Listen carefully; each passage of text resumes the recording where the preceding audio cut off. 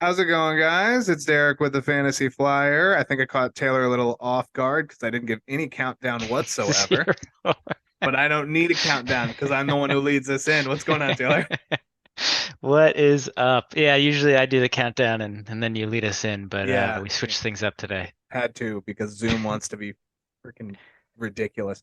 We are here with another episode. We're going to talk about some trade grades. We're going to go over some trade values. We're probably hitting about the heart of trade season. It starts around the trade deadline, which happens to be Halloween, which is, Oh snap, I didn't realize it was 6 days. on. Yep. Okay. Yeah. Yeah. Trade deadline is, I believe, 4 p.m. on Halloween. So next week, next Wednesday's show, you'll never guess what we're talking about. It's the non-fantasy trades that we'll be chatting about. We're going to take a little break from the fantasy side of things and talk about some real trades that happen. But for your fantasy viewing pleasure, we are here to talk about some trade grades. I'm going to try and put most of these up in the video when I do the editing. And so you should be able to see them somewhere here or there, that direction, or maybe this direction. I don't know. They're going to be somewhere, and I'm going to have to move the videos around, which, yeah, maybe. Anyway, um, so we're going to start off. It's the 1/3 point of the season, and I mean it's very straightforward. I told Taylor I'm doing an A plus to F for the teams. Taylor can grade them however we want. But we're going to jump right in and kind of describe these. Me and Taylor are very familiar with this first trade because this happened in our own dynasty league, our salary dynasty league, Fitty Tree, the greatest dynasty league in the world. Okay, The greatest. the greatest. Where else do you? Where else can you pay people's salaries? Bid on the waiver wire, trade picks 3 years in advance. You get 6 rounds to choose from. You get Carry your team with some IDP. That's right. You get an IDP 53 men. 53 men. The only thing we don't mess with is offensive linemen because how do you get points for that? We don't know. Not our problem. But anyway, in this dynasty league, it is salary. It's Team A gave up Lamar Jackson, Tyler Huntley, Devontae Adams, and a 2025 sixth round pick for Mac Jones, Bailey Zappi, Craig Reynolds, a 2024 second, a 2025 third, and a 2026 third. And it's also worth noting that Team A also paid for Devontae Adams' salary, I believe it was, which was $55 of our $500, just to give you a little over 10%, just to give you a frame of reference on that. The salary doesn't really matter for the context of people viewing this. Let's just Mm. get that out of the way.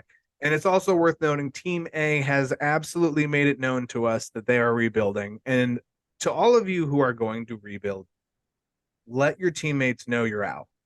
Let them know that you are there to, if they need somebody, if there's injuries, if there's somebody they want to buy, let them know that you are there and they can negotiate with you.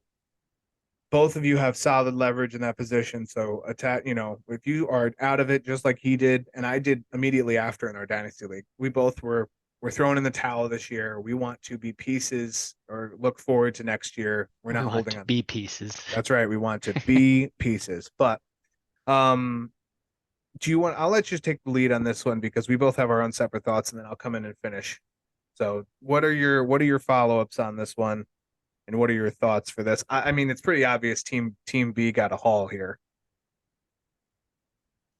Right. So you said what these teams gave away. Yeah, so I Yes. agree. I mean, if I'm rebuilding a second and two thirds all multiple years apart is not going to do it for me. Maybe like 2024 and a couple in 2025, sure.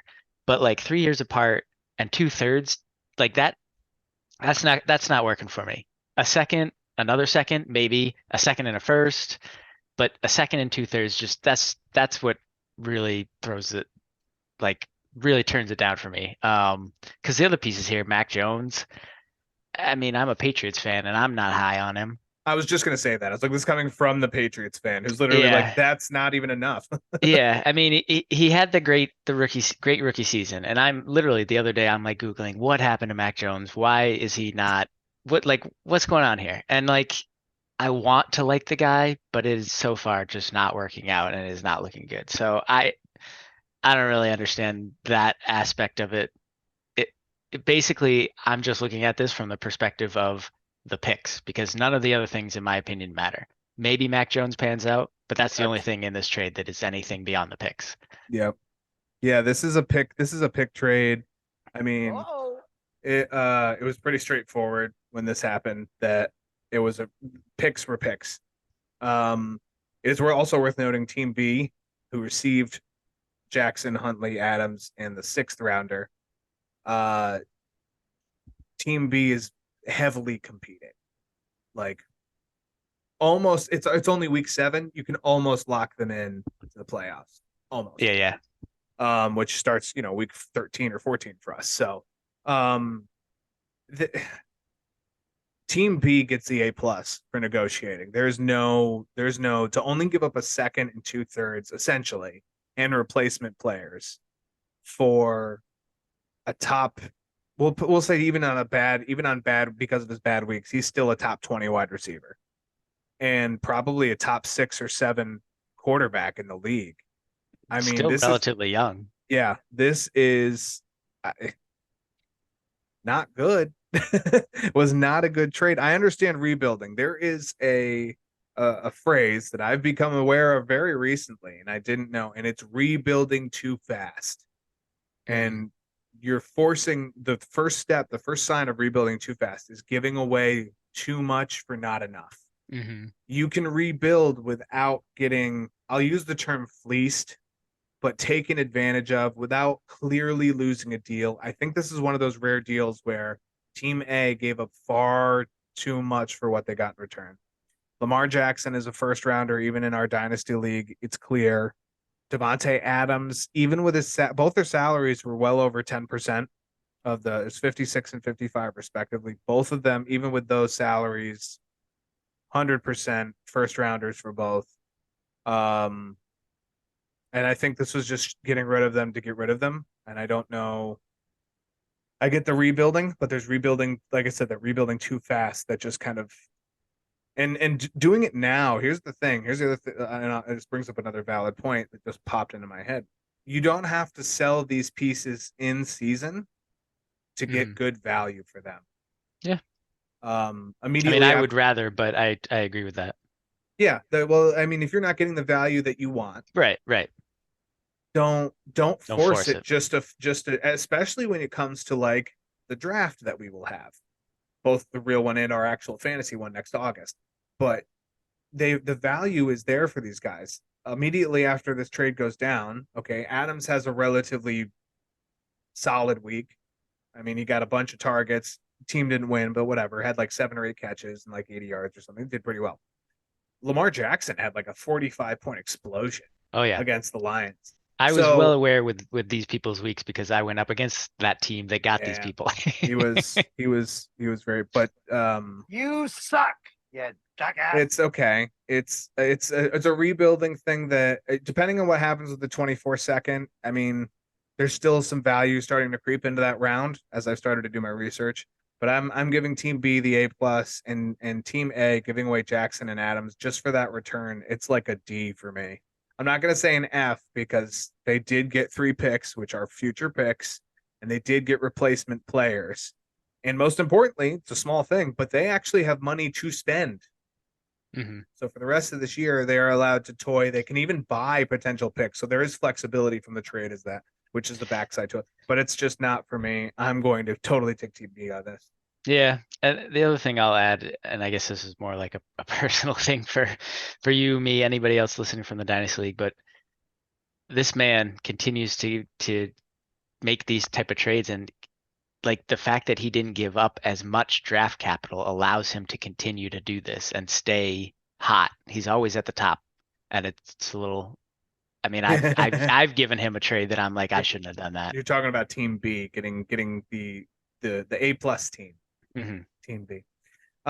Next trade, redraft, standard PPR, and a first down boosted. I believe it was 2 points per first down. Team A would trade Amon-Ra St. Brown and Brock Purdy for Team B, Christian Kirk and Tua Tagovailoa. First instinct for me is that this trade is probably pretty even. I like the Tua over Purdy. We know what Tua is capable of. I believe he has the best completion ratio out of all the quarterbacks this year. He's very close. Christian Kirk is a slight downgrade from Amon-Ra, but given what we've seen out of Calvin Ridley, Kirk is probably the most consistent right now in that offense. I mean, Amon-Ra is tough to give in a dynasty. I would say Team A lost just because they gave up Amon-Ra and Purdy. In redraft and with standard PPR, I feel like this is a pretty even trade. Give up a little bit at wide receiver, get back a better quarterback who's a little bit more consistent, has more weapons. Purdy, a lot of that San Francisco offense focuses through Christian McCaffrey, and he's a very good runner of the football, but he's ran in a touchdown for 16 straight games now, and that's a touchdown that could go through the air.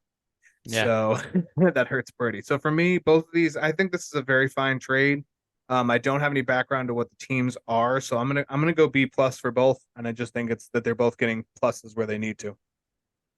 Yeah, I was gonna say, not knowing the background of the teams, just looking at the trade as it is, and taking this most recent week out of the equation, because I'm assuming it happened before week 7. Yeah, I think Yes. I would have said this was like a buy low opportunity on Purdy. Now that we've sort of seen 2 weeks in a row where Purdy was a little iffy, I think I'm pretty sure they'll figure it out. Shanahan's a smart coach. I don't think Purdy is a bad player, but I think what we've seen now is that he does not have a good ceiling and he's not a difference maker. So, yeah, in a redraft, like throwing out week 7, I think this is pretty even.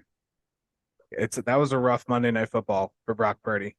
Yeah. And now he's in concussion protocol. Right. That's may true miss the Bengals game, and you could see the San Francisco 49ers lose their 3rd in a row. Mm-hmm. Sam Darnold is still Sam Darnold. You can dress up a pig, you can put lipstick on a pig, it's still a pig.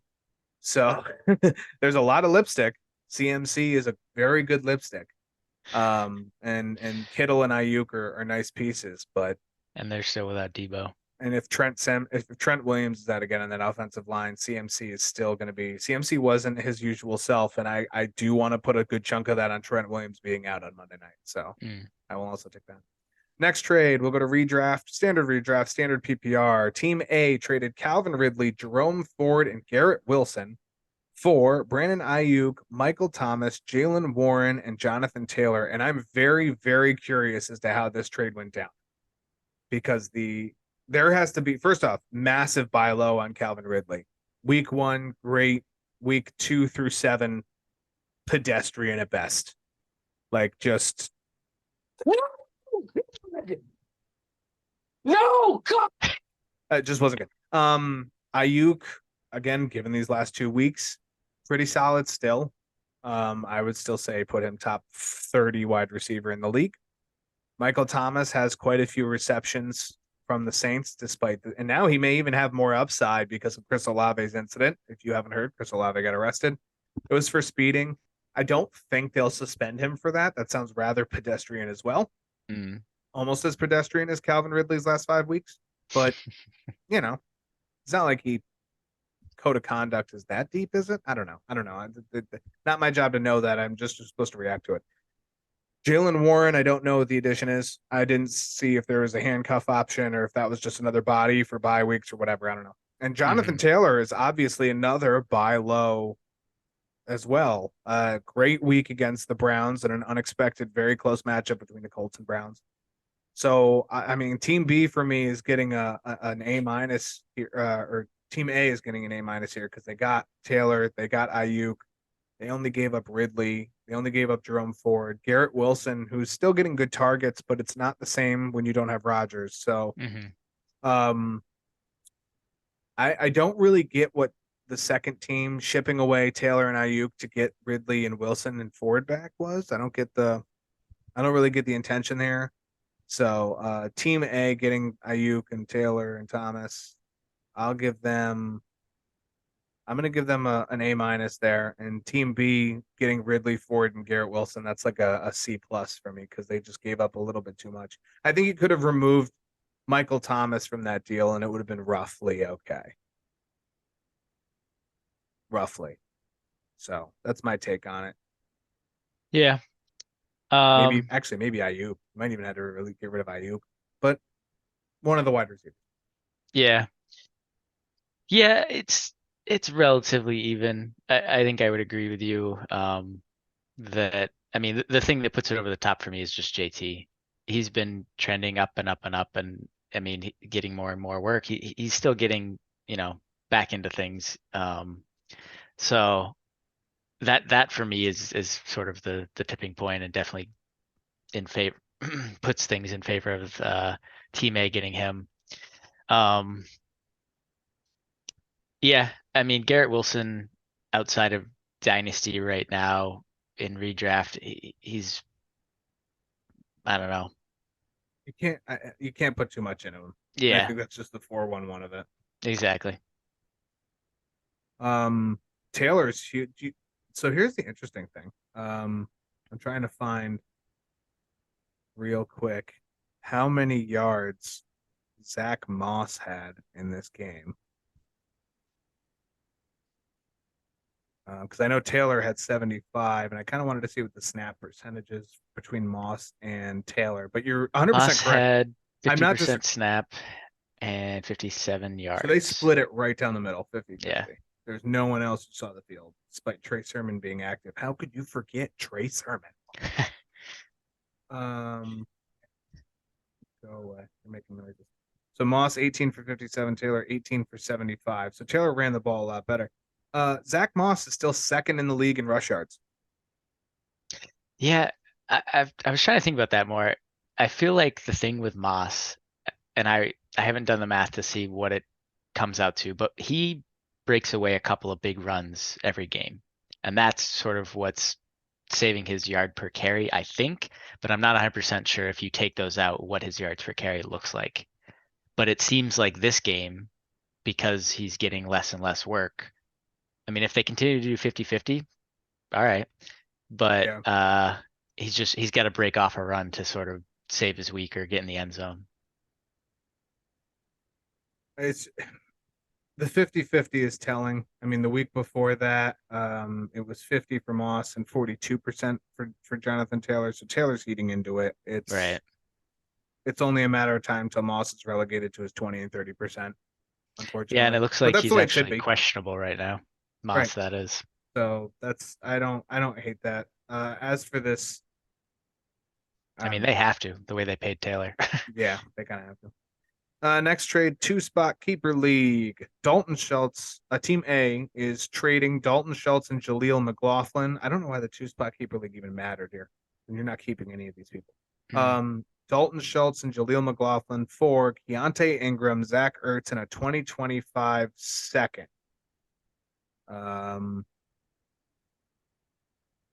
Comparatively to Dynasty, that second rounder is pretty heavy. Yeah, that's what I was gonna say. I believe this happened before Ertz went on IR. Okay. I mean, that would make sense. That would right. And Keontae Ingram had that week last week, and then this week didn't provide anything. So that would be so essentially this happened before week 7. Right. And this seems to me like kind of a huge pay up, to be honest. Like team, when you trade away Dalton Schultz and Jaleel McLaughlin, you're gonna get 25 second back. It was in that second round. I don't know how many teams are in this. If it's 2-spot, there's probably a fair amount of teams in it, in my guess. So I'm thinking maybe 14 teams, but that's still a 25 second. You could be looking at like I mean, Devontae Smith, Brandon Ayuk, TJ Hawkinson, um, a lot of like really good names that could be there in the second round. I'm gonna assume from this that Team B, who traded away the second, I'm assuming that they are contending and they needed a Right. tight end. Mm-hmm. Ertz has more targets. Schultz has been on the up, Yeah, I up think and up. he's starting to really, get used Bloom, to the system and yeah. have some rapport. And Jaleel McLaughlin has been much more involved in the inconsistency of Ingram, regardless of week 7. Um, Team A, if they're not in contention, which I'm assuming again they're not, probably, that just put them in a good spot for next year. Sell who you got. Schultz and McLaughlin aren't going to be keepers. None of the 4 players are keepers. Yeah. So Team A gets like an A for me for getting that second round pick. And Team B, if it makes the team for you, then it's a B minus for me. If it doesn't, that's like a C trade. So if it works out, it kind of worked out because Ertz that was on your team went on IR, and Right. you lucked into having Dalton Schultz now, who at least is going to play this week. Yeah. Assuming he doesn't get hurt. And then Keontae Ingram didn't do anything, and Jaleel McLaughlin did. So for week 7 purposes, it's at least starting to look like a B minus for me. But Right. that's my take on that one. I good on him for the 25 second. That's a Yeah. Yeah, for sure. I mean, honestly, I don't know that I have much more to add. I agree with everything you said.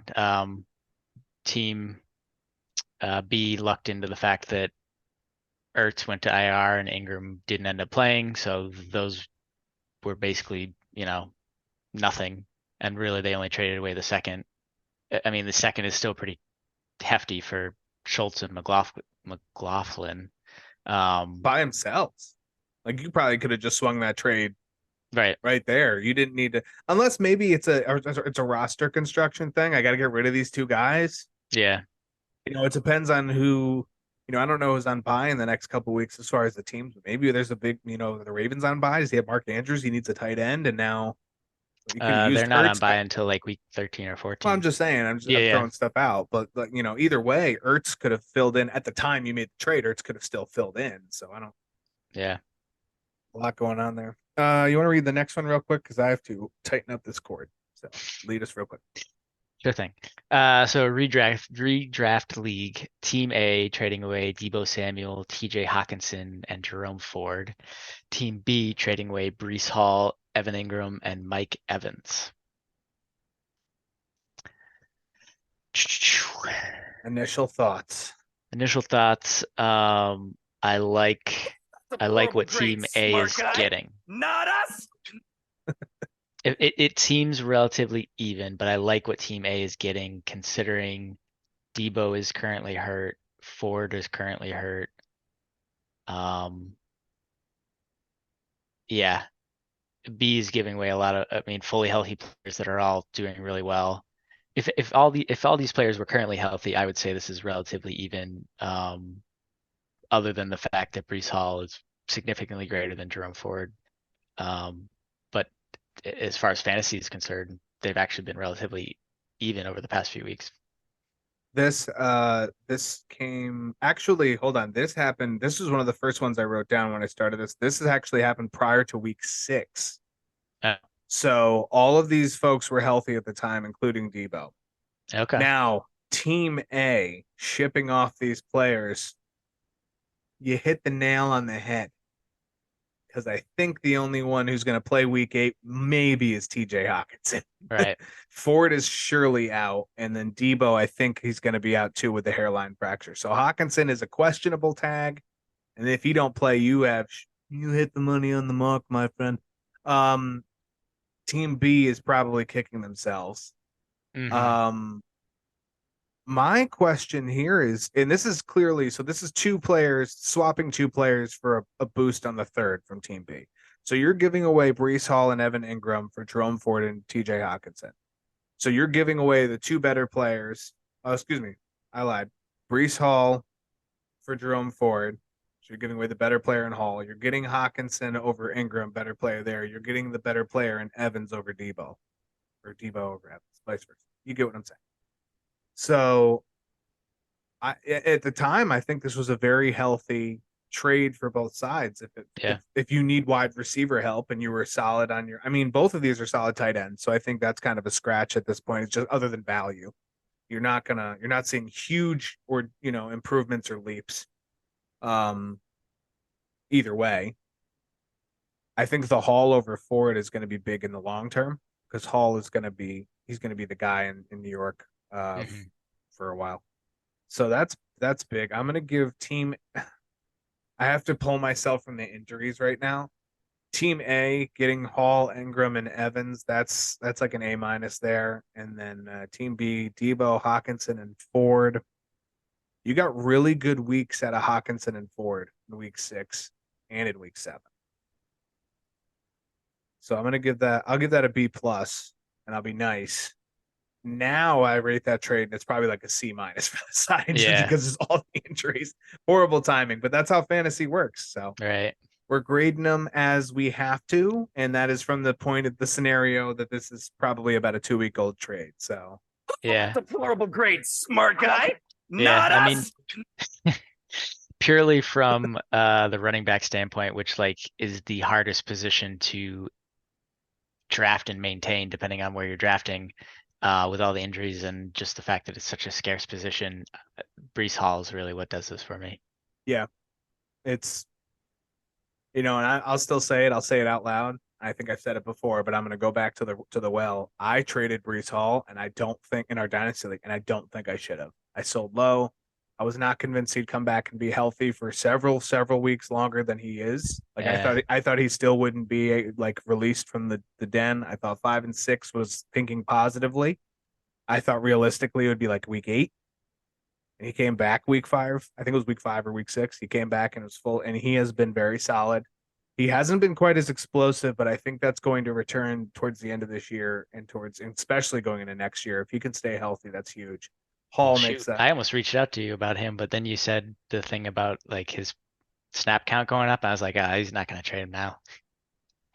Well, it was that was the first sign in my head that you had an opportunity to get. I had an opportunity to get something for him in case it didn't work out. And I believe that happened week 2 or 3. Probably 3, I think. And Swift had 1 week of solid output under his belt. And I was not set on Swift being the guy. And other than that, I was like, do I trade now? And now I've traded both Hall and Swift because I'm rebuilding. So it's tough. For the 3rd time in 4 years, I'm rebuilding. Also, spoiler alert, if you're rebuilding, don't go into continuous rebuild. You have to commit at some point. You have to commit. You have to sell off your 1st-round picks. You have to get value. In our league, I have to go deep on the free agency wire and overpay. I refused to overpay for CMC this last year. Should have just done it. Yeah. But it is what it is. Next trade. Redraft league, half-point PPR. Alvin Kamara and Stephon Diggs for Christian McCaffrey and CD Lamb. Initial thoughts from you? This one's actually pretty tough. Because Carr is dumping it a lot to Kamara. So he's 4th in he's 4th in running back receptions for the year. Yeah. And he missed 3 weeks. Yeah. Yeah. So like as much as I would rather have CMC, I honestly see the CMC Kamara aspect of this pretty even. Despite the half-point PPR, right? Exactly. And then you have Diggs and Lamb, and I think so at least for this season, actually, I was gonna say as of right now, I would rather have Diggs, but the past couple of weeks haven't been too great for him, have they? No, they've been pretty good. He's had a touchdown. They've still been okay. Yeah. They've still been pretty solid. Actually, Lamb. Go ahead. No, I was gonna say Lamb. This is a buy low on Lamb. Exactly. That's the only thing that is the safe. I mean, yeah. You're giving away the better wide receiver right now. Selling. I won't even say high. You're selling mid pack on Diggs. And Kamara, who is, and even in a half PPR, if he's getting 8 or 9 targets or 10 targets, he's catching 5 of them. There's 2.5 points CMC probably doesn't have. CMC's only had like 6 receptions his last 2 weeks. Mm. But CMC is of course the touchdown machine, and he gets the yards, which count the same.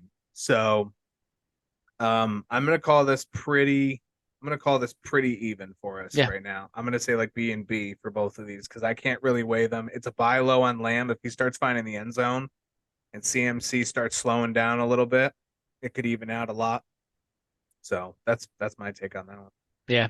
I might even real quick say it's a buy high on Diggs because the Bills have looked kind of bad lately, but Josh Allen has looked bad. The Bills haven't really looked bad. Josh Allen, and that's not to say that. No, actually, that's exactly what I'm saying. So what I'm saying is that he's been super inconsistent still, and I don't want to hear anything about interceptions about Dak or even Jalen Hurts, who's had a lot of interceptions this year. I don't want to hear it. I don't want to hear it because it's no. Yeah. Hurts can have the interceptions. They're still winning too. Right. I mean, I guess Allen has too, so I'll even it out. I'll shut up for a little. Next trade, PPR tight end premium, which is plus 1 point per reception. So it's instead of 1 point, it's 2 point per reception for tight ends. Team A is trading Justin Jefferson. This is a very recent trade. This is yesterday. Justin Jefferson for Evan Ingram, Nico Collins, and Rashad White. I'm not sure the status of team 1 shipping off Justin Jefferson. Probably needed a tight end. Maybe they're the Fryermuth team. Maybe they're the Ertz team. But Evan Ingram, Nico Collins, and Rashad White. Given the uncertainty with Jefferson, again, he's out week 8. He's out week 9. He comes back week 10. They're on bye week 11. 3 of the next 4 weeks, there's no Jefferson.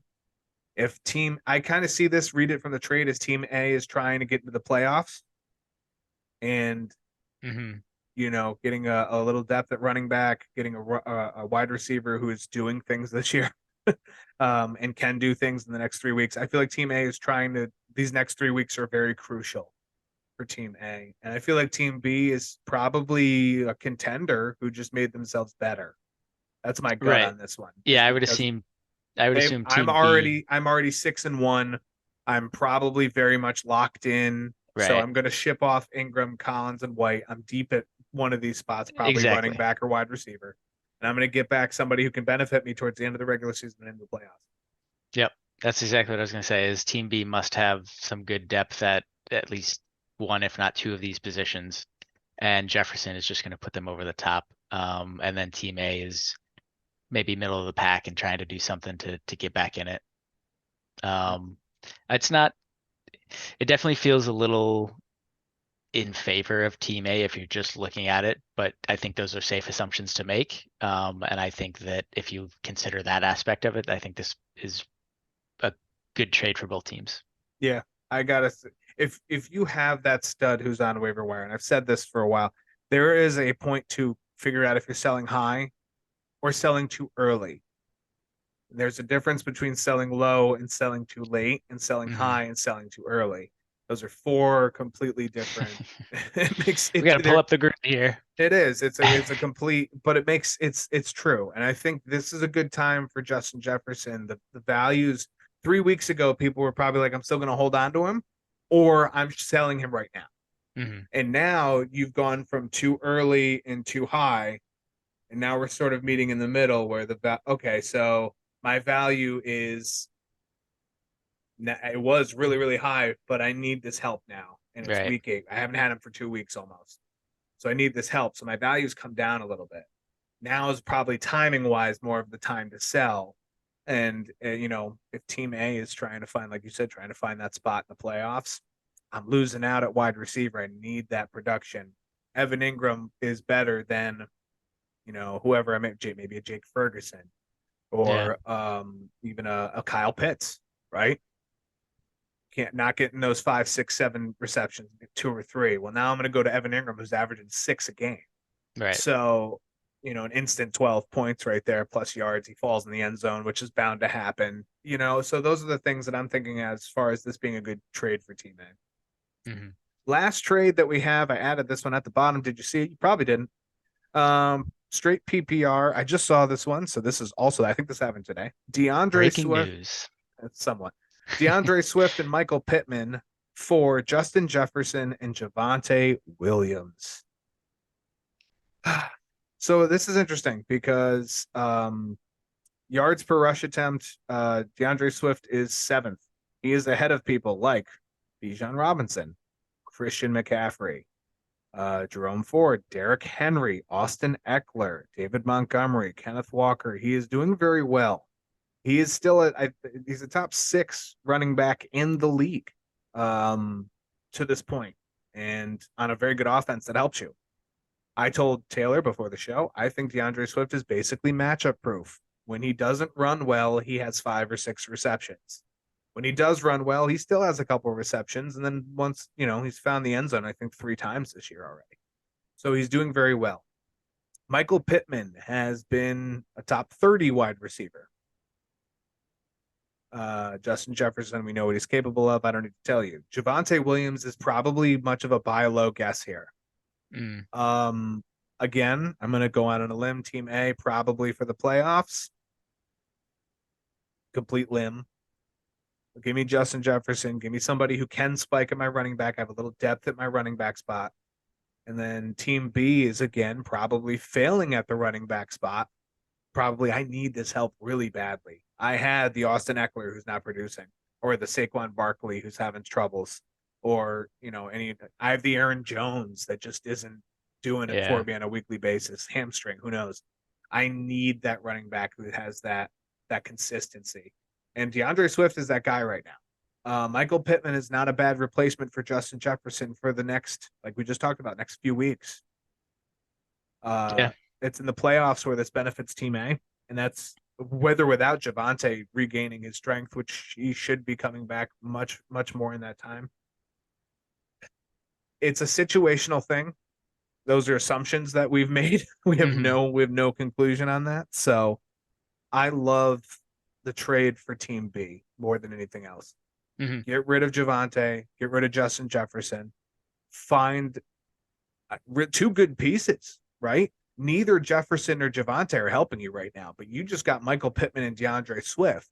You sold a lot of the future for the right now. And right now matters. So for me, Team B here is still it's gonna be like an A- for me. Team A is gonna take the B-, and that's assuming Jefferson comes back and plays and is healthy. It goes up to like a B+ for me if Javonte can get going, and Team A just did the smart thing and trying to make the playoffs look better. Yeah. Team A longer term definitely like this. B, I think, like you said, is just trying to stay in it and make a push. As far as Javonte Williams go, surprisingly, last week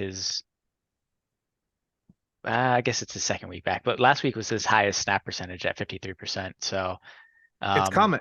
Yeah. Like that's the big thing that we have. And I think it was also his best. Yeah, it was his best fantasy week.